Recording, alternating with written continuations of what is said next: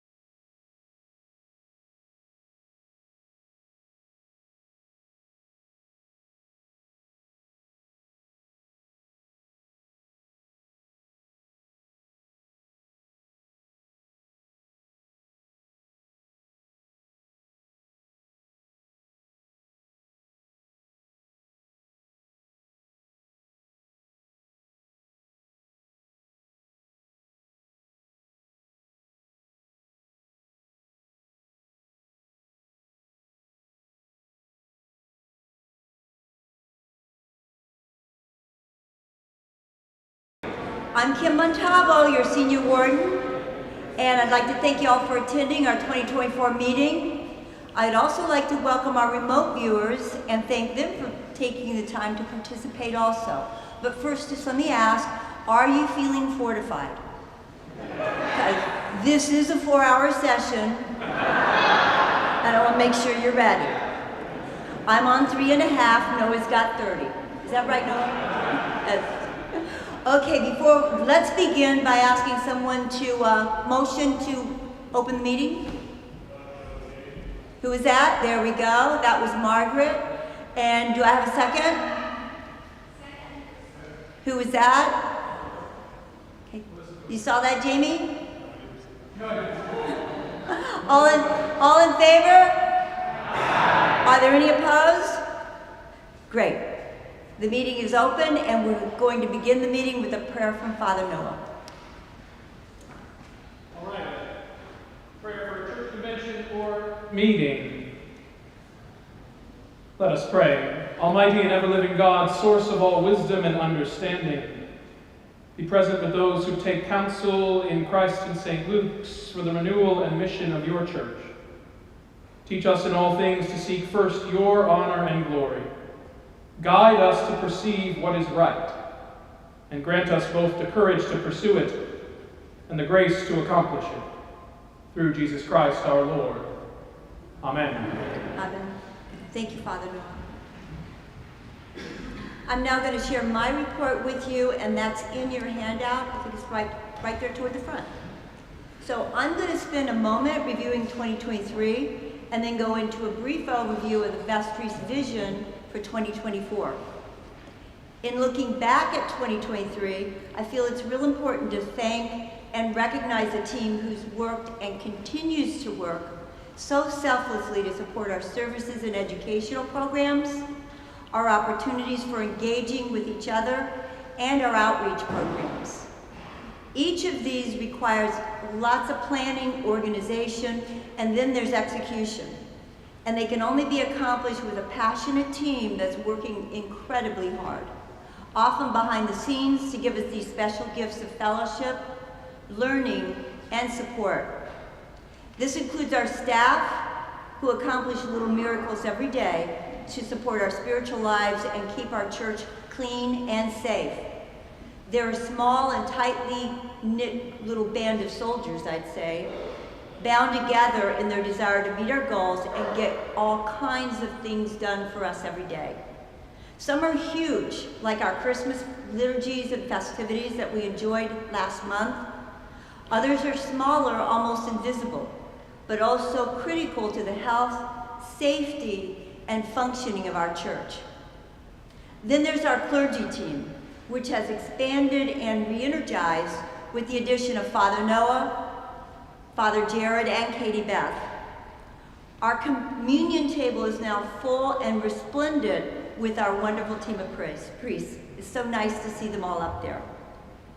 With their fresh ideas and extra arms and legs for implementing, we've been able to add programs that allow educational, engagement, and outreach opportunities galore. And it's only going to get better. Father Jared will be speaking about our Holy Listening program to allow all of us to be heard in 2024. And Katie Beth is also doing God's work on our ODU campus, where she's building a good base of student participants. We're also so very blessed with the vestry that I've worked with over these past 4 years. They're so very willing to roll up their sleeves and push every boundary necessary to propel us forward. Plus, we have well over a dozen opportunities where our parishioner volunteers are making a difference every day in the life of our church. Just to name a few, there are our ushers, our altar guild, our flower guild, our video team, our lunch ministry, Caring for Creation, Together for Kenya, just to name a few, and all are positively touching us and our extended community.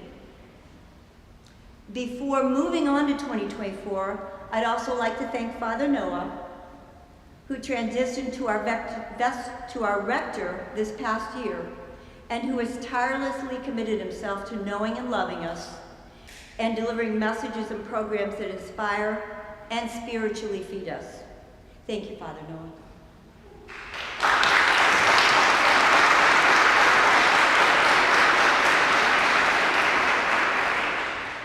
Now, regarding 24, I'd like to mention 4 areas of focus for this year. The first is our young families. Kathy Hanna has done a stellar job of embracing our young families by offering programs that make sense in their very hectic lives and that also contribute to the well-being of the family unit. Her plan this year is to offer a full array of family, young adult, and youth ministries that enable a deepening connection to God, the church, and to one another. The second is our small group ministry. With the reopening of our building and the renovation of the garden, this is the year that we can truly assure each of us can engage in the life of our church in a way that works best for us. We'll encourage engagement in whatever programs or volunteer activities that may resonate for you. And for sure, you're going to have lots of choices. The third is our music program, which has been a shining beacon for Christ in St. Luke's for many years and was well represented this morning with that great music. You'll be hearing more about our choir and parishioner trip to Europe in 2025, and you've already begun to hear from our cherubs, our newly formed chorister group, ages 3 to 7. The fourth is centered on our outreach programs. While we plan to continue to care for our homeless and working poor through our church lunch ministry, we'll also put increased energy into caring for creation, Together for Kenya, and other programs that'll germinate from our Holy Listening Project this year. So you can see we have a full plate that'll offer many opportunities for participation. These opportunities to create and strengthen relationships are so very important to our overall well-being. Father Jared highlighted it a few Sundays ago when he said in his sermon, we all need each other. This message was also reinforced by an article I recently read and that Father Noah spoke about last year. It was an 85-year study conducted by Harvard University that determined human connection is the most important factor in our ability to live happy and joyful lives. Finally, thank you all for the privilege of serving as your senior warden. The experience has enriched my life in ways that I could never have imagined. Plus, it's opened the door to many beautiful and lasting friendships. I see y'all out there right now. I'm excited to jump in and participate in the new and continuing programs that are here for us all, and I sure hope you'll do the same. Thank you.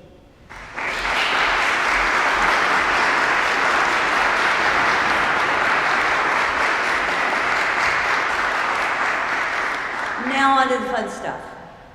Our next order of business is to vote for our new class of vestry members. Before doing so, we have one vestry appointee that I'd like to introduce. Joe Painter, where are you? Please stand. Don't just raise that hand. You may recognize Joe as a leader of this year's very successful stewardship campaign. Joe's been appointed to fill an unexpired vestry position for the next 2 years. Under our bylaws, if a vestry member steps down before the completion of their term, the vestry will approve their placement. Thank you, Joe, for agreeing to fill this position.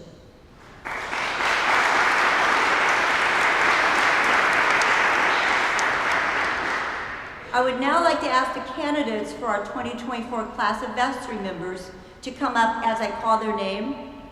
All 4 candidates have good standing in the church and have passed the criteria for becoming vestry members. They pledge, they're active in 1 or more parish ministries, and they've agreed to come to the vestry meetings. That's very important. Our candidates are Sarah Caro. Come on up, Sarah.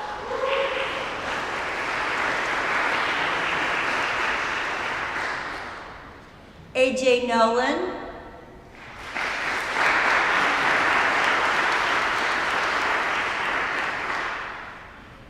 David Phillips.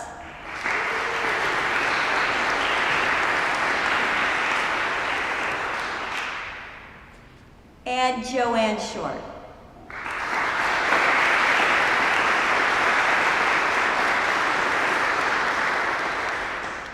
Over the last 10 days, there were no more additional names submitted, so we're going to call these nominations closed unless I see an objection. Hearing none, seeing none, the nominations are closed. I would like to now call for a vote to approve our new vestry members. All in favor? Aye. All opposed? Our new vestry members are approved.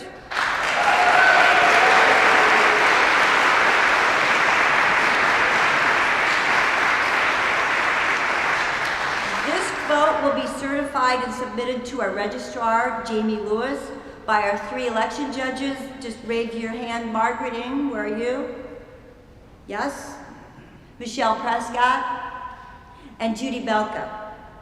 So congratulations, vestry members, and you're off to work you go.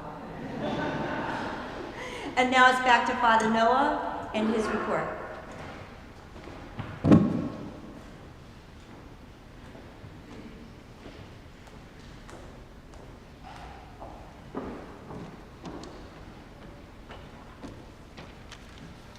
All right, I hope you can tolerate a little more from me today and a little more about the first letter to the Corinthians. Throughout this letter, not just in the passage that we read this morning, but throughout this letter, St. Paul draws out this complex and complementary relationship between knowledge and love. Knowledge alone does not suffice, he makes clear. You can have all knowledge, he says in that famous chapter 13, and understand all mysteries, but if you do not have love, you are nothing. It puffs up rather than builds up, he said this morning. At the same time, if properly engaged, knowledge can lead to love, and love to knowledge.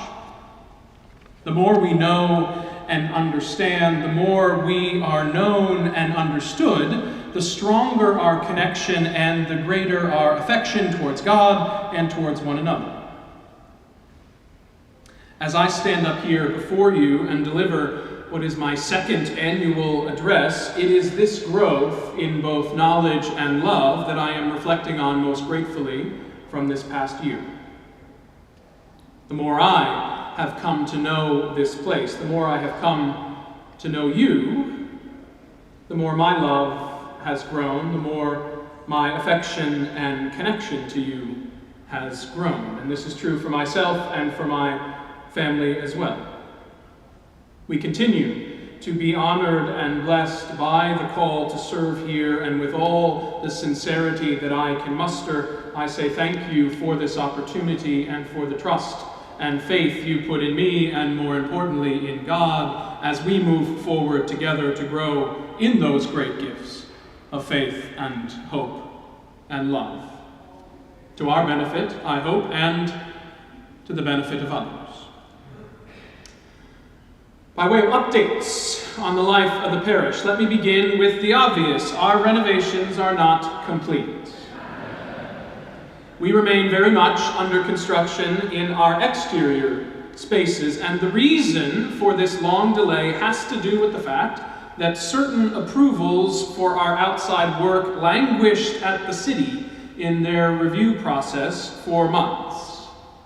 That was true both for our new entrance area and for our Lichgate garden, and this was immensely frustrating. But we have recently received permission to restart work on the new entrance area and expect that work to begin shortly, with the Lichgate garden not far behind. And once begun, we anticipate about 2 more months worth of work on each area. Then we will be ready truly to wrap up every last bit of this work and to prepare for things like welcoming the Williams School Preschool into their new home in Lloyd Hall in June of this year. As far as other work that you should be aware of, one significant project remains to be done is the restoration of our glorious Te Deum window, which is slightly obscured by the screen. But get used to that, because it has not had any work done on it since it was installed 115 years ago. And it is just beginning to show its age. But we want to address those needs before they become major and more costly problems. The first step in that process is to remove each piece of glass so they can be transported to the workshop to be worked on and fixed. This will require scaffolding to be erected around our altar and organ in order to cover the organ for protection for 1 month, beginning the second week of February. After the stained glass has been removed, the scaffolding will come down and we will be left with a printed transparency which mirrors our window exactly and which will remain in place until our window is ready to come back and be installed sometime within the next year. I can assure you that this disruption to our space will not be a disruption to our worship. We will adapt and overcome, and I invite you to embrace this disruption as perhaps a Lenten fast from some of the beauty of our sanctuary area. So that when all is revealed, we will appreciate that beauty even more and have a window that can continue to inspire and illuminate hearts and souls for another 115 years. However, all that remaining work should not overshadow the incredible progress that has been made over the course of the past year, especially on the interior of our building. I hope by now that all of you have had a chance to walk through and explore the gorgeous new parish hall, the fabulous new choir room, and the offices, not to mention all the bathrooms. It was a joy. It really was a wonderful day back in early November to open up those spaces with a wonderful afternoon event and then to have been able to put those spaces to use in the weeks that have followed. We are now hard at work moving our things out of storage and into their more permanent homes, which means we will be soon rid of the final 2 storage units where most of our things have been hibernating for the past 3 years. We also have seen amazing growth and development in our parish despite still not being fully operational. If you remember my address last year, you will remember that one of the main goals for our parish was to fill out our staff, and thanks to some great lay committees and vestry support, we have brought 3 incredible people onto our team in Rachel Welch, our administrative assistant, and Father Jared and Mother Katie Beth as new priests, all of whom should be applauded for jumping fully into the work of this place and serving with such love and joy.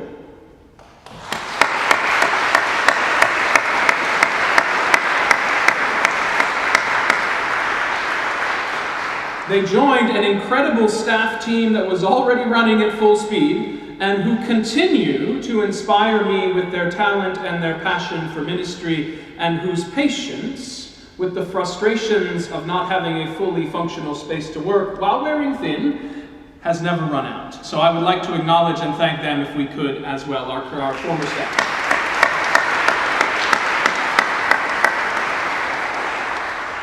Programmatically, we have made great strides in many areas of our parish. Our music and liturgy, the backbone of our common life, is as strong as it has ever been. Our choirs have been blessed with new members, and we have started this new cherub choir. We continue to build up our offerings of adult formation, of children's ministries, chances for fellowship and connection, and as you heard Kim talk about, that will continue to be a focus for us in the coming year. And you can add to these the great work of other groups in such areas as outreach and pastoral care and hospitality, to name but a few. There are so many areas of activity in our parish that are deserving of celebration. So please do read on in this report, from all those different groups. The reports are in your booklet. Now all these things, all these good things have borne fruit. As you have picked up, no doubt, simply by looking around, we have more people. In fact, our average Sunday attendance went from 236 people in 2022 to 318 in 2023, and that's a jump of over 30%, which is excellent and quite rare news for any Episcopal Church in this day and age.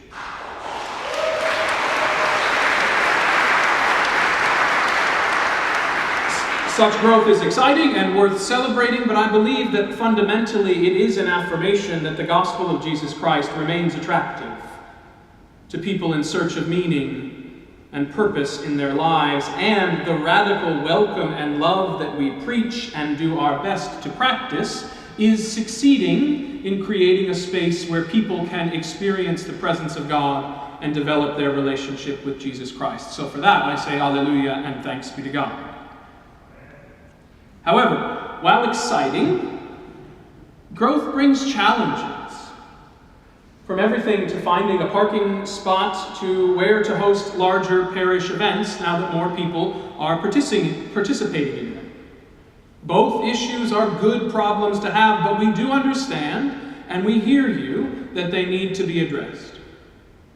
You should know that we are actively addressing and pursuing ways to help with parking and space needs, and our rapid rate of growth has only made us that much more committed to making sure that we are not losing that personal touch that allows Christ in St. Luke's to be both grand in appearance and personal in impact, both transcendent and immanent, like the God we believe in, whose presence reaches beyond the farthest star and yet who is closer to us than our own breath. We remain committed to keeping that level of personal connection as a cornerstone of our parish identity, so that as we continue to grow, you still experience Christ in St. Luke's as a place where you are known and loved and cared for and about. And finally, while I will have some more specific thank yous to give at the end of the meeting, I do want to offer a general word of gratitude to all of you for your incredible financial generosity towards our church. I will not steal Maria's thunder with our financial reports, which will come in a few minutes, but suffice it to say, we are in a very strong financial position. This is thanks to many gifts, large and small, that have been offered to the parish, not just over the past year, but going back a number of years, even further. Thank you all for committing to our parish in this way and showing your love for it. Your support is deeply appreciated, and I hope you know that we are committed to honoring those gifts and stewarding them in a way that furthers the mission of God in this place. All of this means that after a decade of renovation, a global pandemic, and the continued cultural ebb of organized religion, Christ in St. Luke's is actually stronger than we have been in a very long time.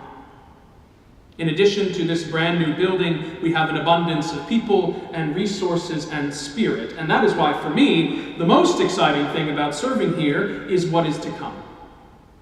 For God has provided us with everything we need for a wonderful next chapter. But as we have previewed over the past year, before we write this next chapter, we are committed first to a period of listening and discerning.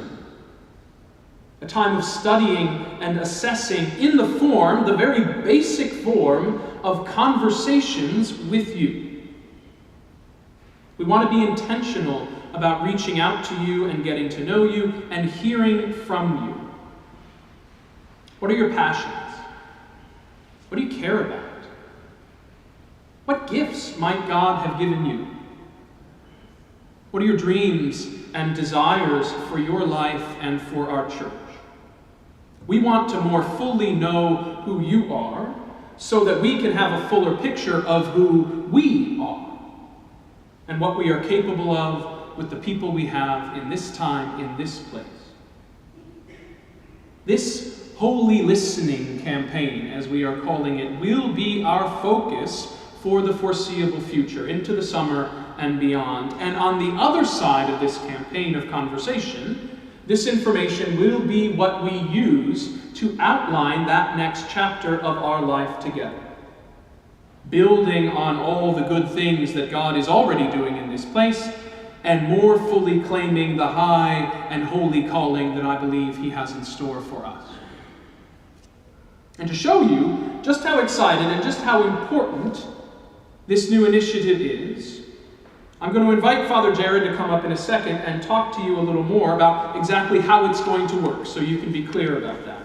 But just for fun, we've put together a little video, and we're going to show you the first couple minutes to get you as well all excited about this campaign and ask you to help us spread the news about why we should be doing it. So we're going to kick off that video, but I thank you immensely again for the chance to serve here and to serve you. Jamie, thank you.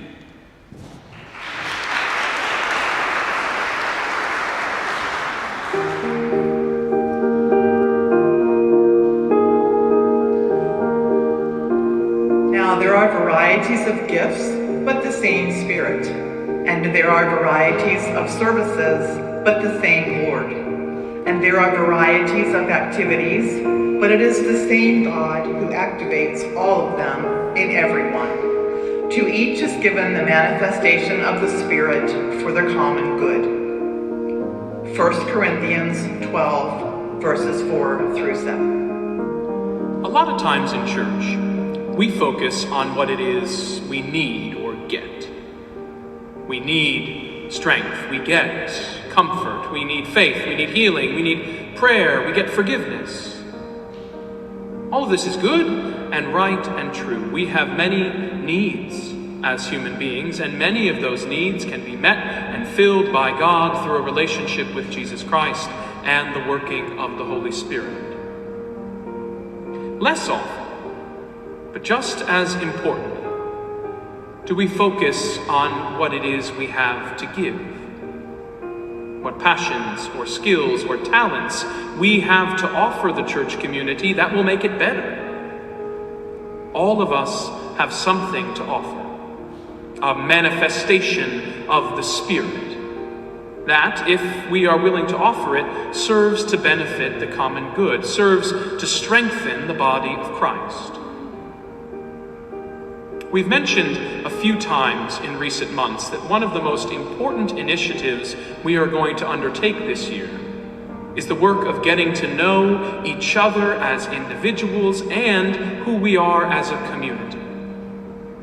And the way that we are going to do that is by taking an approach that seeks to collect an understanding of our gifts as individuals and therefore as a community.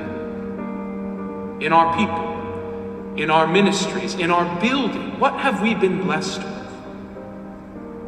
We want to know and to capture those gifts so that we can determine how best to put them to work in service of our city and our surrounding community. We want to determine who we are and what we are capable of, so that we can determine then the best way to manifest the Spirit of God in this time and in this place. The way we are going to do this is through a rigorous process of holy listening. We want to hear from you, about you, your hopes, your dreams, your passions, your gifts. And the way we want to hear that is to sit down and talk with you. It's that simple and that important.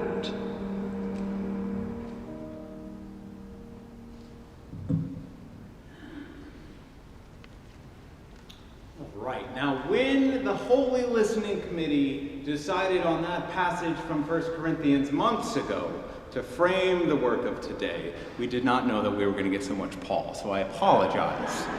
But that's okay. Paul is so good, and that letter from 1 Corinthians is very important.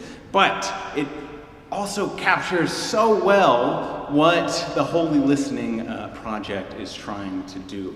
We are asking the question, what has God made manifest in you? So this belief that everyone that comes into our community, and even broader than that, everyone in our community, whether that be Norfolk, whether that be Portsmouth, any of the communities that we are part of, we all have incredible gifts and skills that make us unique. And so what we want to do is to be able to map those out and to start to see how we can use them as a community, similar to what Noah was saying in his sermon today. Something of the collective nature of this place helps us move into the fullness of what God calls us to do.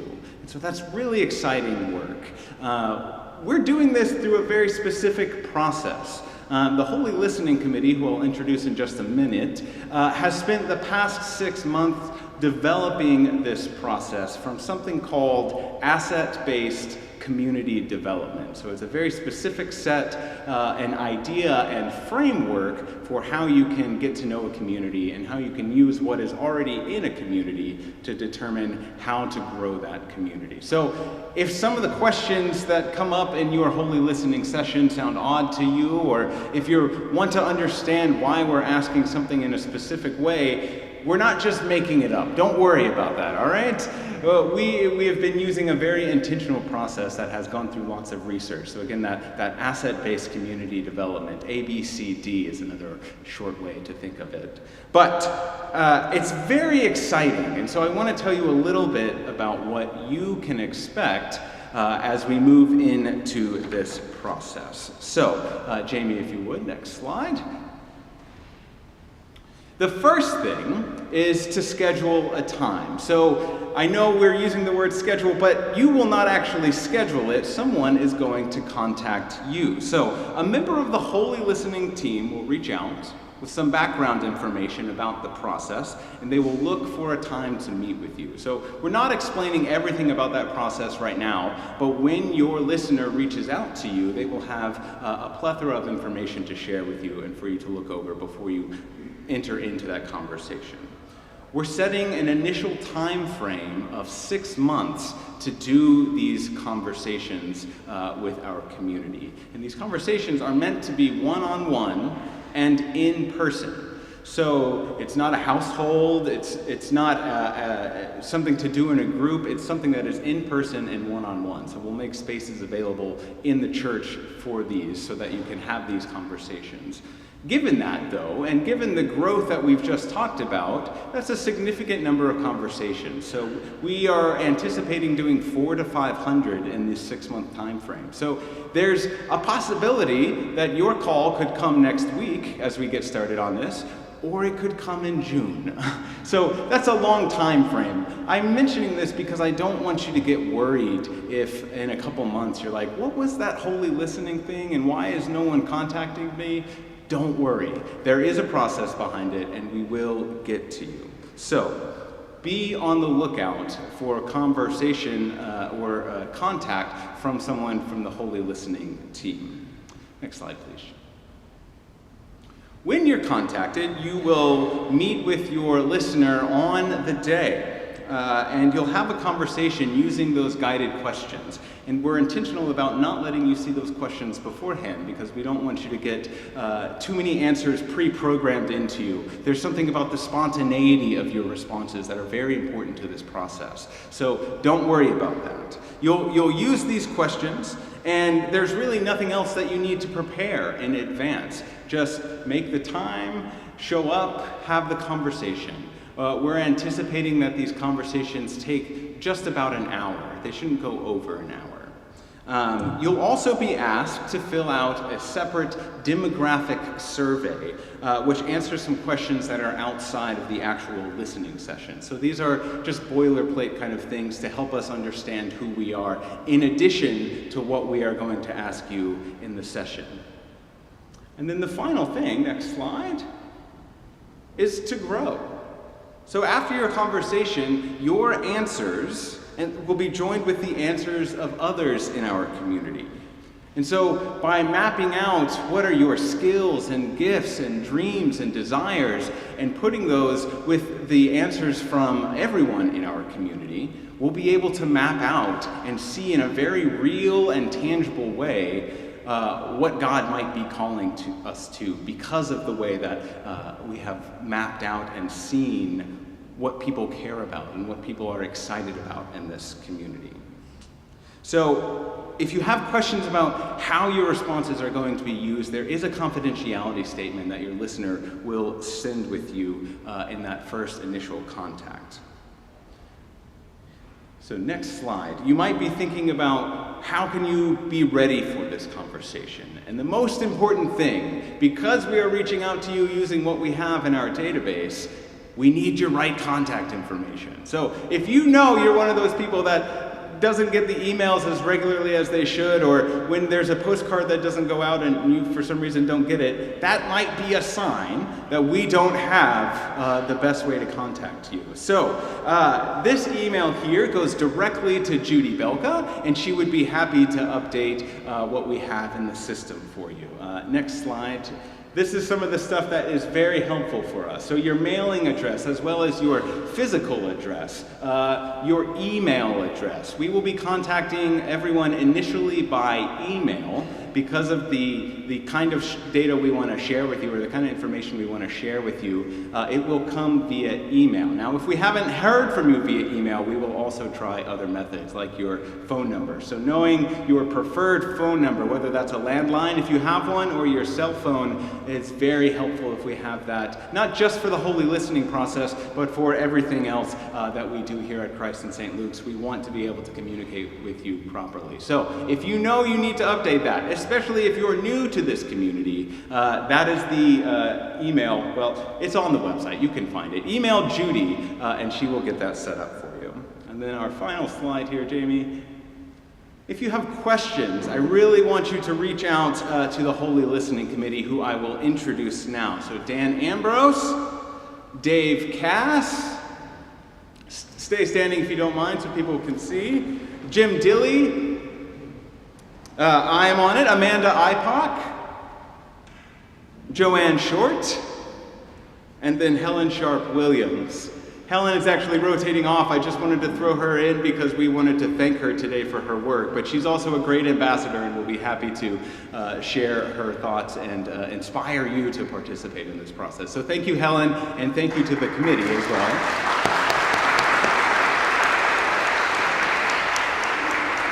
We will be in the back with some flyers that pretty much match what you see in your annual report, but are in a little nicer fashion. So find the committee in the back if you have any questions or want to learn how you can be involved. Thanks, everybody.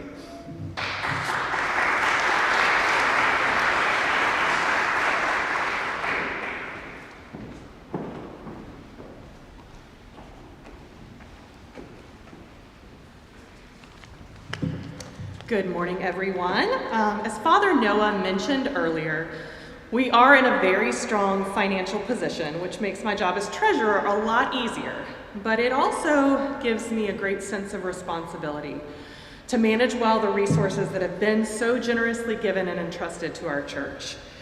This morning, I would like to present a recap of our 2023 financials and our budget for 2024. You can find the end-of-year financial reports starting on page 16 of your printed packet. I don't have any cool slides today. So for the capital campaign, our cash balance is currently just over $770,000, and our remaining payments to the general contractor total about $500,000. Thanks to the generosity of our faithful pledgers and several special donors, we have not used our line of credit since 2018, which is just amazing. Yeah.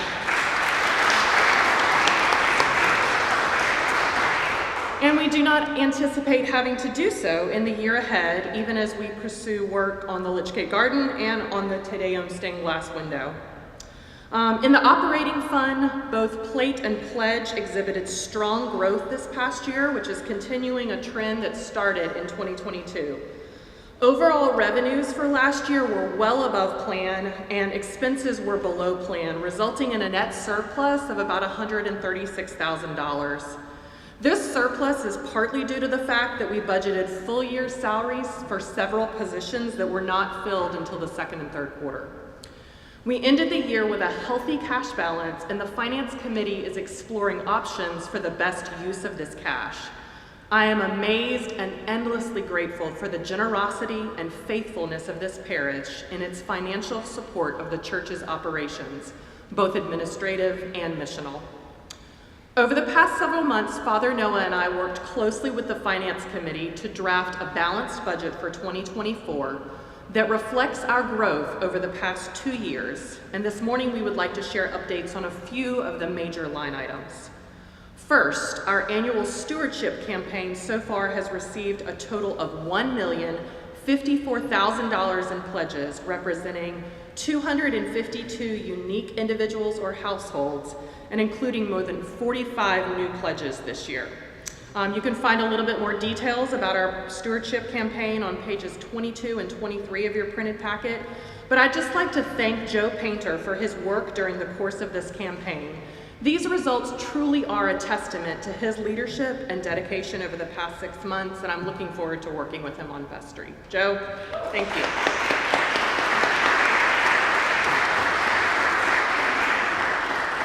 If you have not yet made a pledge but would like to do so, it's not too late. We'd still love to hear from you. You can reach out to me, Joe, Father Noah, Judy, our business administrator, Ms. Del Sturgis. Any of those folks can help you find some more information on how to make a pledge for this year.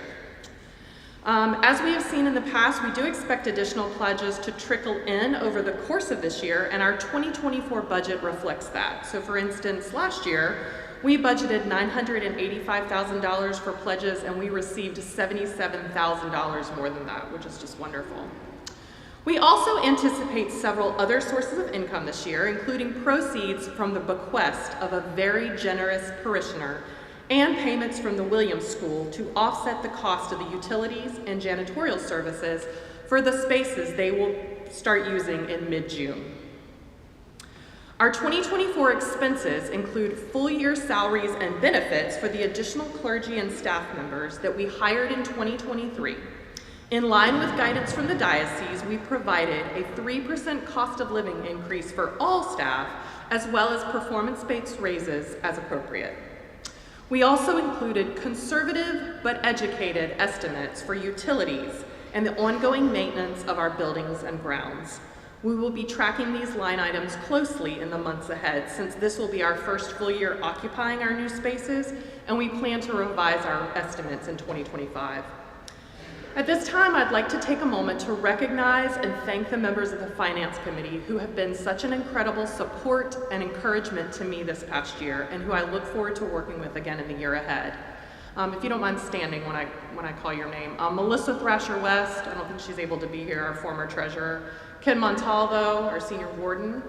Jim Dilley, Michael Belka, Sigurd Whitaker, Rod Ingram, Joe Painter, Ms. Del Sturgis. Thank you all so much. It's been a wonderful year working with you. We are pleased to present this budget to you this morning, and we welcome any questions you may have about it. You're welcome to stop me afterwards, email me. I'm happy to answer any questions you might have. But first, I'd like to turn it over to Sigurd Whitaker for an update on our trusts and endowments. Thank you.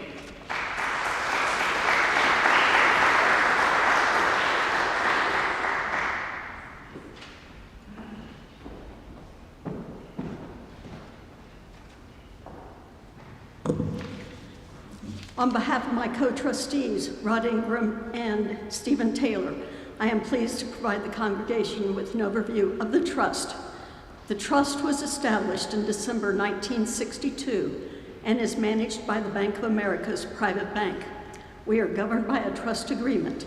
As of this morning, the trust had $3,064,724, plus nearly $750,000 in mortgages. It is currently pledged to support the line of credit for the construction progress. It has 5 funds. The COP Fund, which is at the discretion of the rector. The Christian Education Fund, which supports Christian education. The Tucker Fund, which supports new ministries and programs. The Rectory Fund, which supplies below-market mortgages to clergy.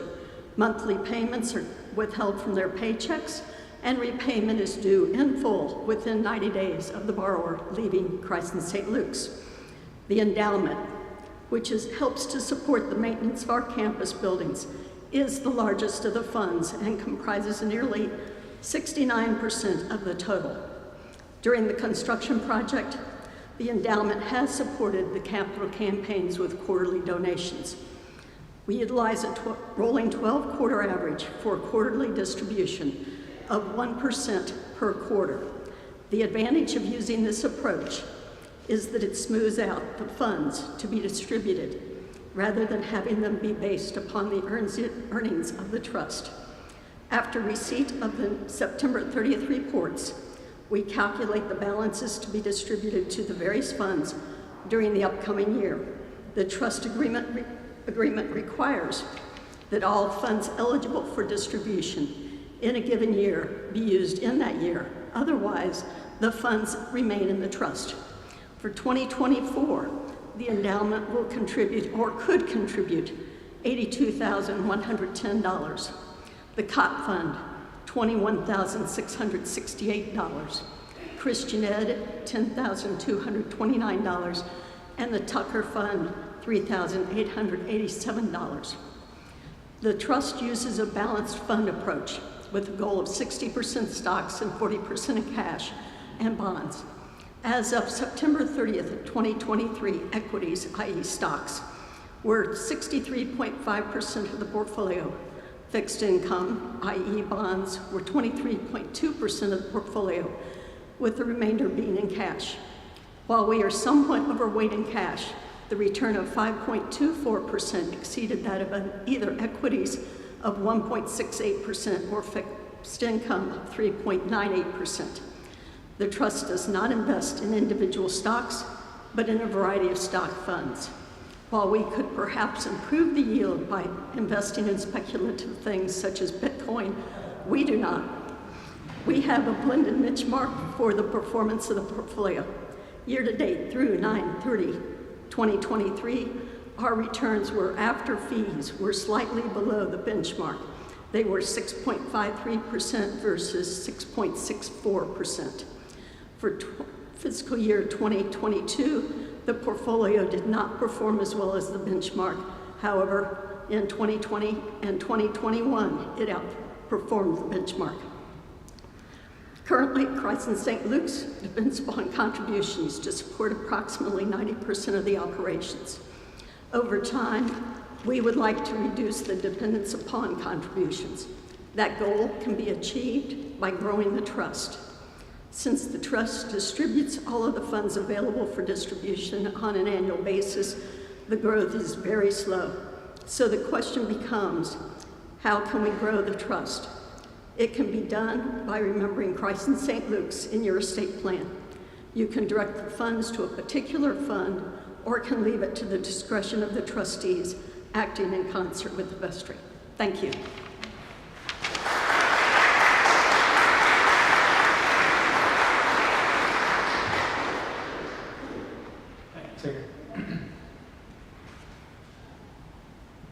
We've got a few things, a few thank yous to give before we close out. But before we do that, I wanted to open us up now for a few minutes of questions, should there be any. And this can be about anything that Kim said or I said, particularly about the building and its progress, anything Father Jared said about the Holy Listening campaign, as well as anything Maria or Sigurd just said about the financials. So if we could take a few minutes and just open the floor up, and then we'll wrap up with some thank yous, and we will be on our way. So, questions? And if you could use the mic, because we are streaming this, and it's also helpful for us in the room here to hear. So, anybody have a question?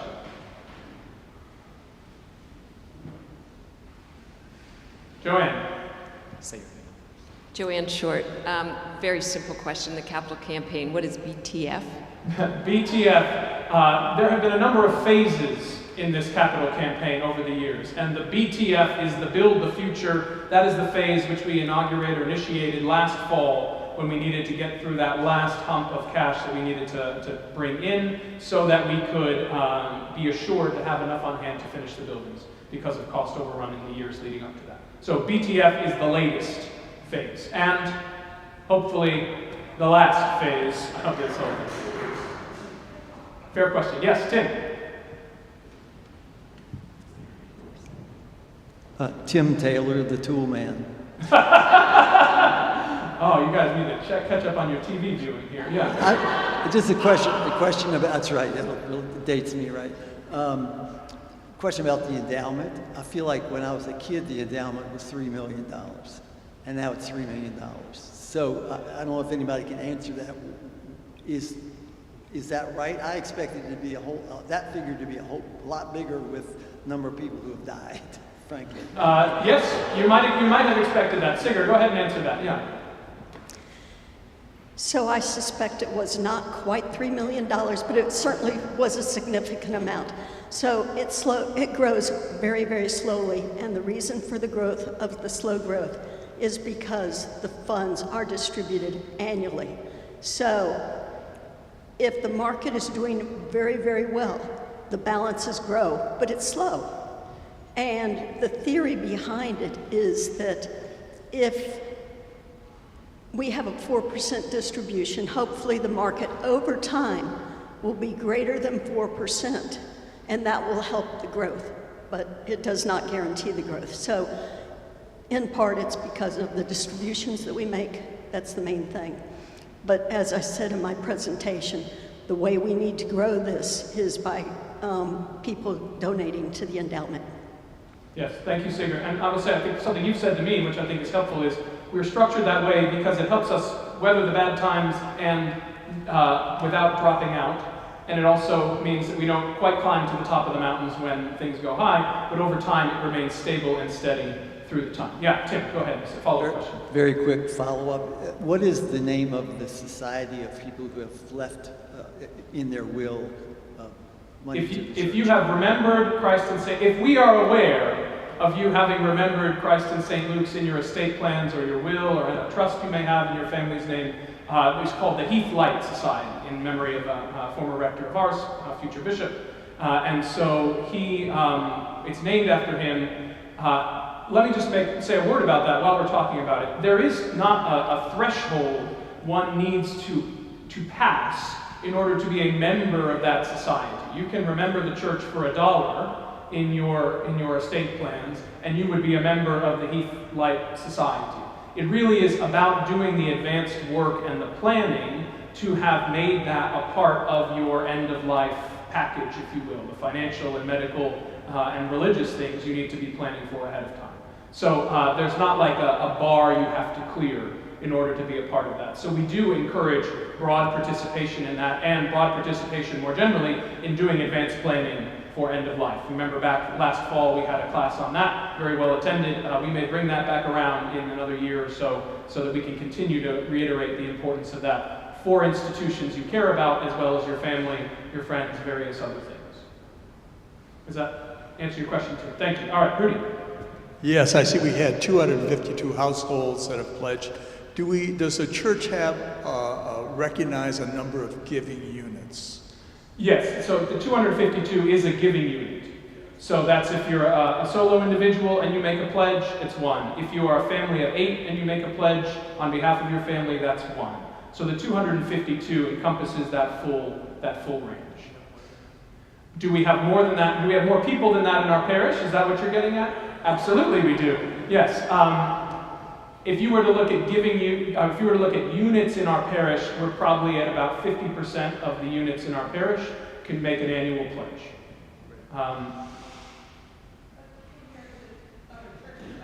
Compared to, you can do with that number what you will. Compared with other churches that I'm familiar with, the Episcopal Church, that more or less tracks. At the same time, that means there are a number of people out there who are not necessarily pledging yet. They may contribute in other ways, which we appreciate, but we can't plan on those gifts if they just come in unannounced. So for us, it's more helpful to have a pledge, because that's what we use to set our budget and make our future financial plans. Carl, yes, and then Mike. Carl Hayward, of course you knew what I'm going to ask. Of course, I've been coming to Christ in St. Luke since 1967, and I was a freshman at Norfolk State University, and it has had, for the most part, insufficient parking then, and of course as it does now. So my question is going to be, what considerations or what long-term plans are there to improve parking? For certain, I look forward to one day being able to invite some friends to come with me without thinking in the back of my mind, where would they park? Yeah. So what are the plans for the Vestra and you? It's a fair question. If you look around in this neighborhood, we're the only church on this block that doesn't have its own parking lot. Ghent United Methodist behind us has it. The temple behind them has their own. First Pres has their own. So they all were... Part of it is when we were built, not everybody was driving everywhere, so that's part of what was going on. But to answer your question, we are exploring other options. We have the lot that is behind the property across Basvane, where the apartments used to be. That is not currently zoned to be a parking lot, but can be used in an unofficial capacity for parking, and we will regain access to that. In fact, if you look back there are probably some folks parked back there today, but that's particularly being used by the construction vehicles during the week, and then sometimes they'll leave their machinery there on the weekends. So that area will be space that is regained in the coming months as we complete the complete the renovation in capital campaign. We are looking around at other areas or parcels of land that could be used perhaps for other space considerations or parking needs, but there's nothing that's firm enough to say that. And we also have, I think I can say, we've reached out to Temple Ohef Shalom and asked if we could rent the parking lot from them on Sundays, because they do not necessarily use it as robustly as they would on Saturdays. So we are, in those conversations are in early stages, but they're receptive to that idea. But exactly what it costs and how we would manage that, just stay tuned for that. So as I said in my report, we are actively pursuing these various opportunities. Some of them are firmer than others at this point. But I appreciate it, and you're not the only one who mentions this to me, so I want people to know we hear it, we're working on it to the best we can, and hopefully we'll have some more good news to share shortly. Great. Mike, Esther. Mike Hester, CSL Men's Group. Is there any projected date we can get back into the kitchen? Yeah.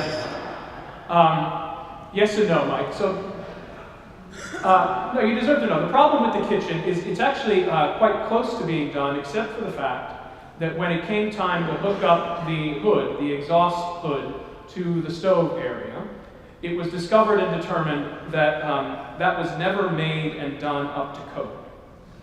So we've had to now go in and retrofit an up-to-code exhaust hood that required changes to the architectural plans because of the holes that needed to be cut, work on the roof that needs to be done in order to get the exhaust fan up there. And so that is why you see the kitchen still blocked off while the rest of the building is more or less in use. That process has begun, but that is obviously a bigger process and an added expense than what we had planned on. I will say this, one of the reasons we're taking the time to do this and spending the money on it is so that everything in our building that we are aware of is up to code and therefore is not unsafe potentially, especially with a school of young children coming in just a few feet away from that kitchen, and so that we can work to keep it up to code so that in 75 years when they do this again, people won't scratch their heads and say, you know, gee, what were we supposed to do with this? So so we're trying to get to a point where it's safe, where it's usable, and unfortunately that means it's going to take longer than the rest of the building to come online. I can't give you an exact date because the hood is being produced, and once it is produced and ready to come in, it will then be sequenced into the various work that needs to happen, from the electrical to the plumbing to the construction, the cutting the holes, the fitting the hood. When we're at that point, we'll have a clearer idea of exactly how long that process will take. Does that help answer your question? Yeah. Yes, Joanne up front here. Joanne Robbins. I'd like to know a little bit more about what is included in the summary budget for 2024 in missions, the missions line. Sure. The missions line, Maria, correct me if I'm wrong here, the missions line supports all of our parish ministries that would be classified as outreach ministries or missional ministries. That is our Thursday lunch ministry, that is our Caring for Creation Committee, it is our Together for Kenya work as well. It also includes a contribution that we make every year to Ghent Area Ministries, which is a local collaborative of different ministries and churches that help support the homeless and working poor in our neighborhood. It also has, I believe, a portion of our pledge to Camp Chanko, as we made, I think, a 4-year pledge a few years ago. This 24 will be the last year towards their capital campaign project as well. And they've had those renovations, and this will be our last year of payment. And that also includes our portion that we pay to the diocese each year as a part of being a member of the Episcopal Church in Southern Virginia. Yep? What percentage of that goes to outreach beyond our parish? So Ghent Ministries. Ghent Ministries, Caring for Creation, Together for Kenya, Lunch Ministry, and then there's the diocesan pledge as well as Camp Chenko. So it's all money that's going out from the church. None of that is given over to internal operations. Okay, thank you. Sure. Melissa, over here. Melissa Page Deutsch, what actions are we taking about sea level rise and the inevitability that this will be underwater in 80 years? There are actions we're taking, and then there's actions we are encouraging others to take in addition to that. From a construction standpoint, a lot of work was done on the lower floors, the new basements of our building for waterproofing, which I've been learned to tell. Waterproofing is sort of overselling it. It's water resisting. And the reality is that if you go in and you come down to our basement floor, we have a whole room given over to a sump pump that when it floods down there, the floors are angled such that the water would drain there and then it would be pumped out from, as you might in your basement.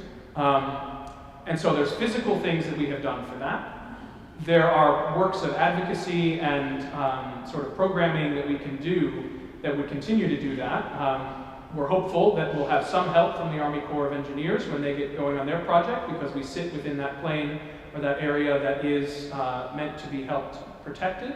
At the same time, we recognize there are issues of justice and fairness associated with that project as well. And we know that's going to take a long time to do and is designed more for catastrophic events and not regular flooding purposes. So beyond that, there are lots of interesting proposals and things we can get behind, and I hope we do. But in the short term, we've done what we feel like is within our control to prepare us for that. And if you do have ideas or programs or things that we could get involved with or excited about, I don't know if Mariana is still here. Mariana, yeah, Mariana is here as the chair of our Caring for Creation Committee, and so they'd be glad to hear more about that soon. And Andrea, do you want to say anything about that?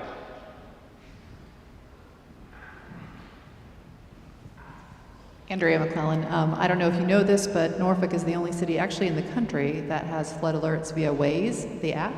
So it might be something that we consider when we're having potential flooding events, et cetera, for folks in terms of navigating our community, to make sure that people are looking at the Waze app to help them to make sure that they're not, please don't drive through flooded waters. I'll just put the obvious there, but that's really important as well. So thank you for, the city's definitely looking at that and supporting that. And it will take a while, but we're moving in the right direction. I believe that, and that is helpful. Perhaps we can put that out to our parish channels to help make sure people have that tool at their use. Yeah. Thank you, Melissa. Another question. Did I see another hand? Kat, did I see you? No, I was just going to mention the seawall. The seawall. Yes. It's coming.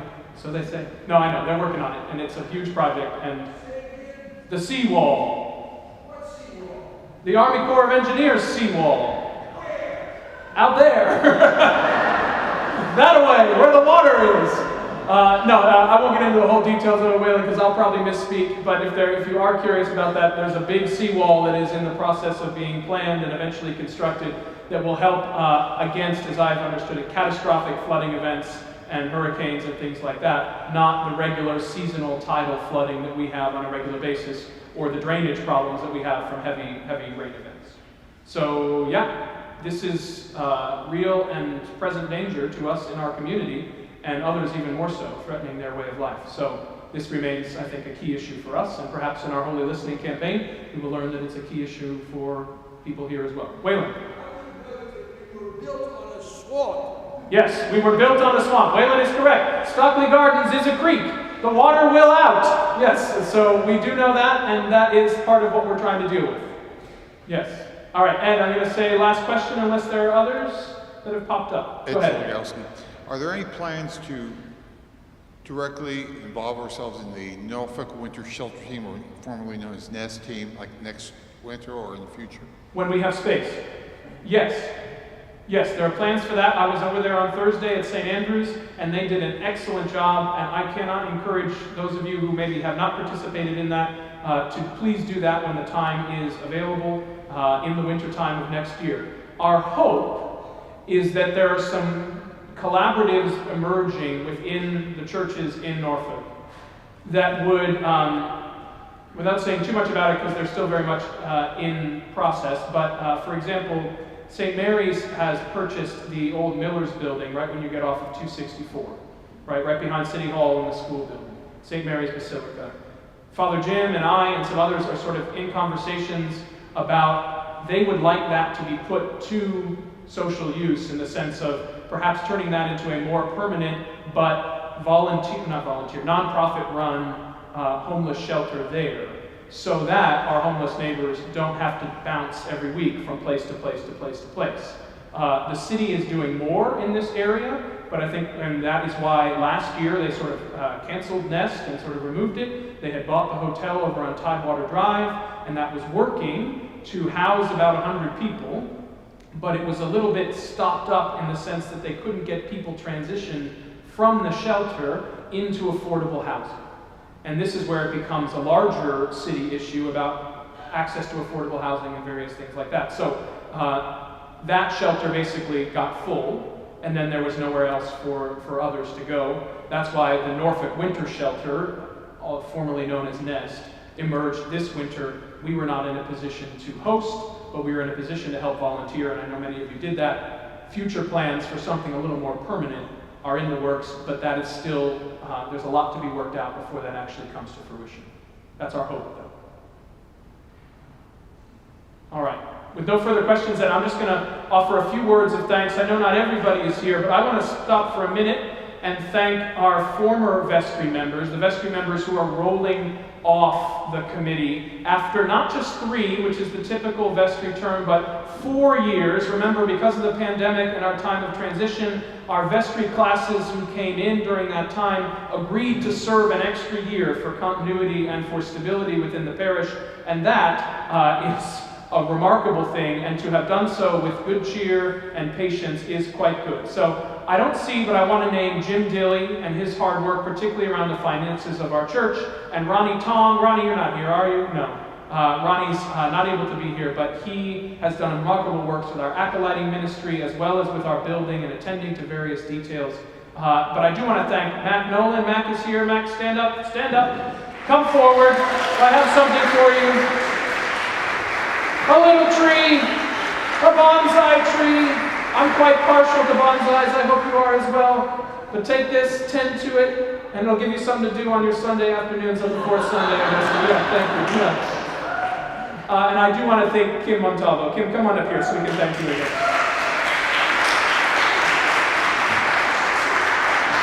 You too get a bonsai. More than just a flower. A whole tree in a pot. It's quite remarkable. That's right.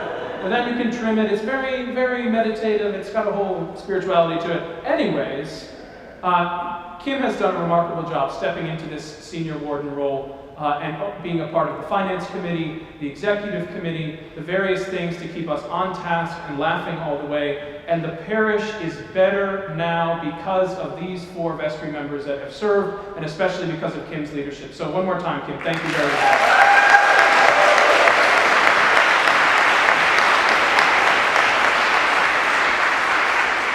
We have one more very important word of gratitude to offer, and that is for the Reverend Kate Bobbitt. Kate, would you come up here for a second?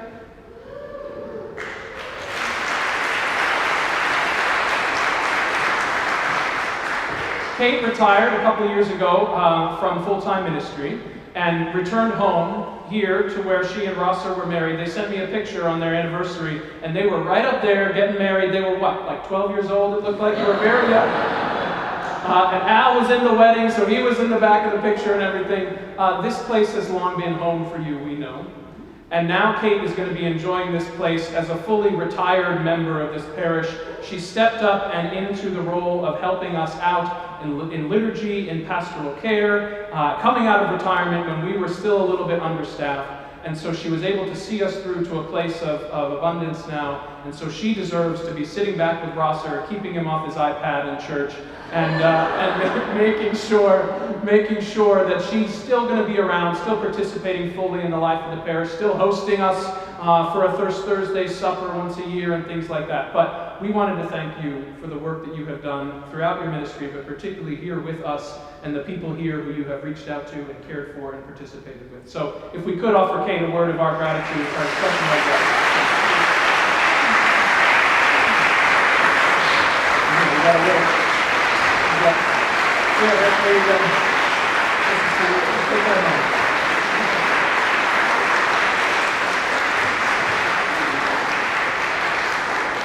Friends, that's all I have. Take a seat real quick because we have to adjourn the meeting officially, but there are going to be handouts for the Holy Listening campaign at the back of the door. Grab one of those because that's going to kick off soon. And in the meantime, we're really excited for the year that is to come. Thank you for being a part of things. Kim? Yes. She's coming. She's coming. Do I have a motion to adjourn? Maria? Do I have a second? Carolyn?